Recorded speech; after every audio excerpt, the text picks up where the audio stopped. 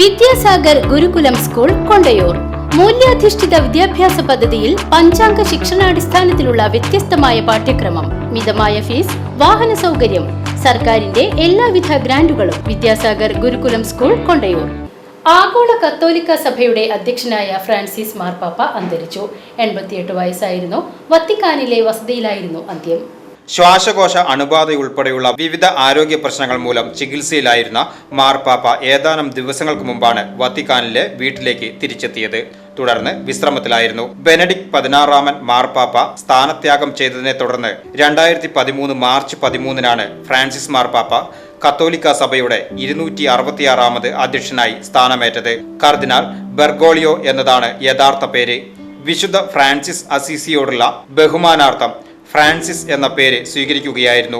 ഈ പേര് ആദ്യമായിട്ടാണ് ഒരു മാർപ്പാപ്പ ഔദ്യോഗിക നാമമായി സ്വീകരിച്ചിരുന്നത്.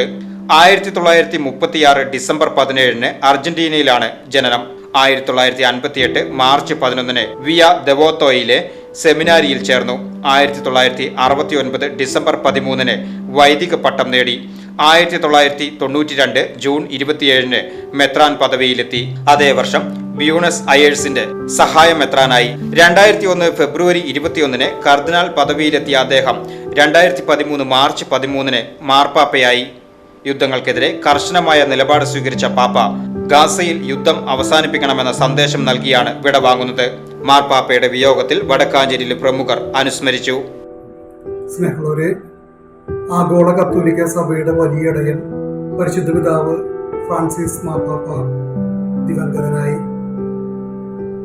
കത്തോലിക്ക സഭയിലെ ക്രിസ്തുവിന്റെ പുതിയ മുഖം പാവപ്പെട്ടവരെയും അശരണരെയും പാർശ്വവൽക്കരിക്കപ്പെട്ടവരെയും ചേർത്ത് പിടിച്ചുകൊണ്ട് അധികാരപ്രഭുത്വതയുടെ ഈ കാലഘട്ടത്തിൽ ശുശ്രൂഷയുടെ വ്യക്തമായിട്ടുള്ള ഭാവം കത്തോലിക്ക സഭയ്ക്ക് ലോകത്തിന് മുഴുവൻ കാണിച്ചു കൊടുത്തൊരു ഫ്രാൻസിസ് പാപ്പ ഇന്ന് ദിവംഗതനായത് മാറ്റങ്ങളുടെ മാർപ്പാപ്പ എന്ന് വിശേഷിപ്പിക്കാവുന്ന മാനവികത ഉയർത്തിപ്പിടിച്ച അല്ലെങ്കിൽ മാനുഷിക മൂല്യങ്ങൾ ഉയർത്തിപ്പിടിച്ച മഹാഇടയനാണ്. ഈ മാർപ്പാപ്പ മറ്റ് മാർപ്പാപ്പകളിൽ നിന്ന് ഏറെ വ്യത്യസ്തനായത് അദ്ദേഹം സ്വീകരിച്ച നിലപാടുകളായിരുന്നു. പാർശ്വവൽക്കരിക്കപ്പെട്ടവരോട്, ബുദ്ധിമുട്ടനുഭവിക്കുന്ന ആളുകളോട്, സാധാരണ മനുഷ്യനോട് നന്മയുടെ പക്ഷം ചേർന്ന് കരുതലോടെ വാത്സല്യത്തോടെ അവരെ നോക്കിക്കണ്ട ഒരു മഹാഇടനായിരുന്നു കാലം ചെയ്ത മാർപ്പാപ്പ. ലോകമെമ്പാടുമുള്ള ക്രൈസ്തവരുടെ ആധ്യാത്മിക നേതാവാണ് ഇന്ന് അന്തരിച്ച ഫ്രാൻസിസ് മാർപ്പാപ്പ.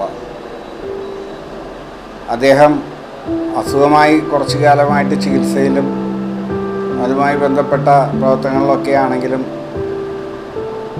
അസുഖം മാറി തിരിച്ചു വന്നപ്പോൾ എല്ലാവരിലും ഒരു വലിയ പ്രതീക്ഷ ഉണ്ടായിരുന്നു. അസുഖം മാറി അദ്ദേഹം ഈ കഴിഞ്ഞ ഈസ്റ്ററിൽ വത്തിക്കാനിൽ ജനങ്ങളെ അഭിസംബോധന ചെയ്തപ്പോൾ അദ്ദേഹം പറഞ്ഞ കുറേ കാര്യങ്ങൾ ഈ ലോകത്തെ വർഗീയമായി വിഭജിക്കുന്നതിനെതിരെ, ലോകത്തിൻ്റെ യുദ്ധവെറിക്കെതിരെ, പാവപ്പെട്ടവർ, ദരിദ്രർ, ലൈംഗിക ന്യൂനപക്ഷങ്ങൾ ഇവരൊക്കെ അനുഭവിക്കുന്ന വേദനയ്ക്കെതിരെ യഥാർത്ഥത്തിൽ വലിയ പോരാട്ടം നടത്തിയ ഒരു മതമേലധ്യക്ഷൻ എന്നതിലുപരിയായി ഒരു മനുഷ്യസ്നേഹിയായിരുന്നു ഫ്രാൻസിസ് മാർപ്പാപ്പ. News desk VCV.